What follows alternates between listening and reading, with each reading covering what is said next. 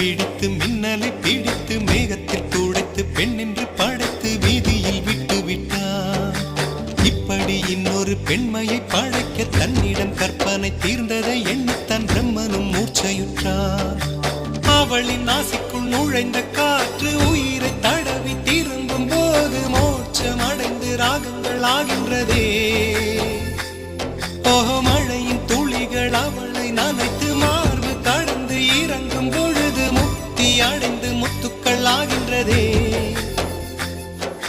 மின்னலை பிடித்து மின்னலை பிடித்து மேகத்தில் துடைத்து பெண் என்று படைத்து